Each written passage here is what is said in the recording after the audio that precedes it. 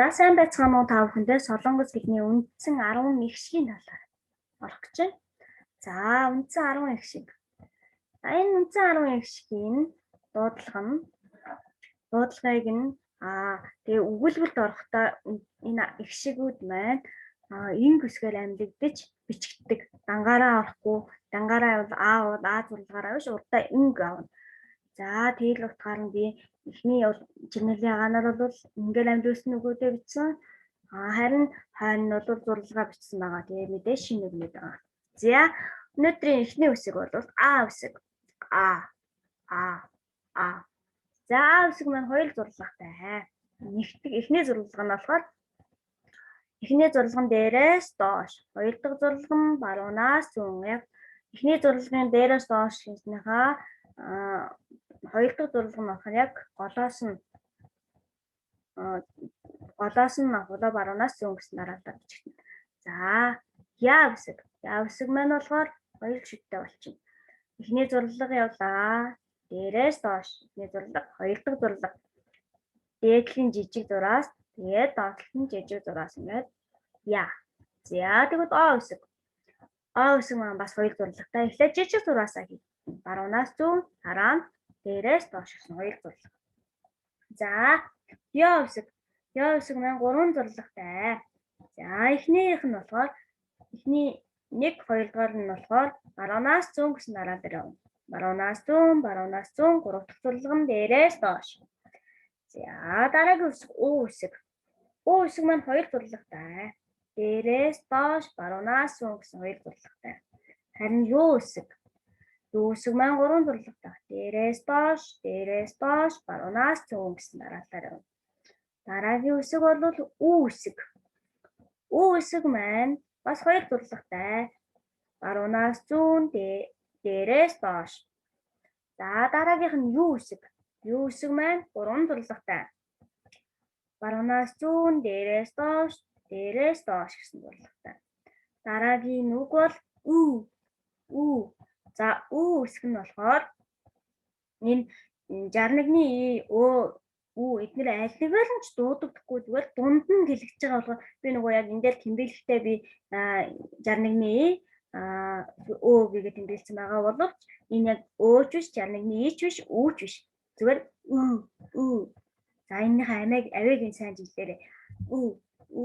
За энэ Ү нь болохоор нэг зурлагтай, баруунаас зүүн гэсэн зурлагтай. За дараагийн үг бол үсэг бол И үсэг байгаа.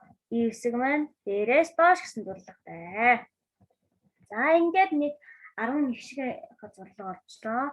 Одоо та бүхэндээ өнөөдрийнхөө шинэ үгүүдээ орохоос өмнө 4-9-ороо үсгийнхаа дуудлагыг давтаад шинэ үглээ орцгоё. За А Я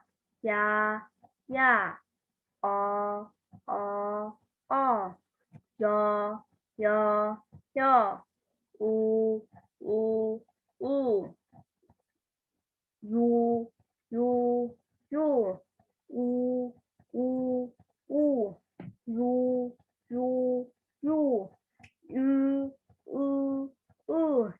У И.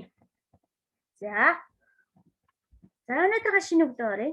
Шинэ үг маань ихшиг болгондоор нэг үг авсан байгаа. За эхний үг 안녕하세요. Сайн уу гэж байгаа.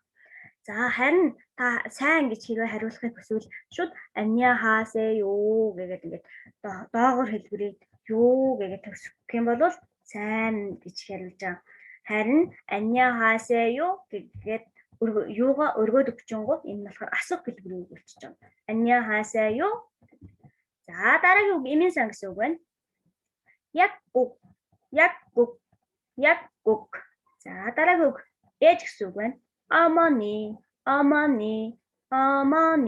За энэ ээж гэсэн үг нь болохоор эмэгтэй хүн ээжигээ дуудахдаа 어머니 гэдэг. Харин эрэгтэй хүн ээжигээ дуудахдаа 엄마 гэдэг. 엄마. За дараагийн үг маань Солонгос 10-ын тоо байна.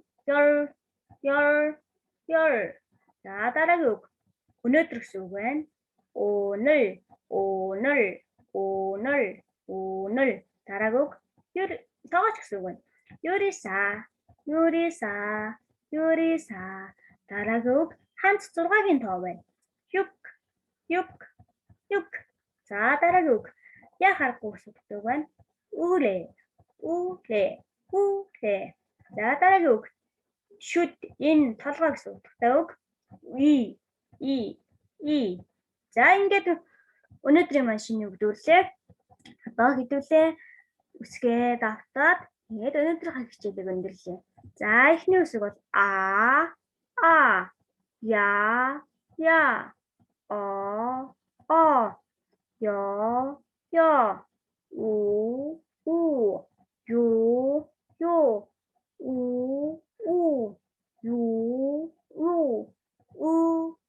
и. За ингээд өнөөдрийн хичээл маань энэ дүрээд өндөрлж байна. Өнөөдрийн хичээлд хамтайсан та бүхэнд баярлалаа. Гişиг үсгээ болон гэгүүлэгчээ үзсэн ч одоо гişиг үсгүүдтэйгээ холбоод тэгээд сайн хичээлээ шинэ үг айж ижлээд хичээлээ сайн хийцгаараа дараагийн хичээлээр уулзцгаа. Дараагийн хичээлээр бол одоо хос 11 гişгийн татлаар үзэн. Хос 11 гişиг.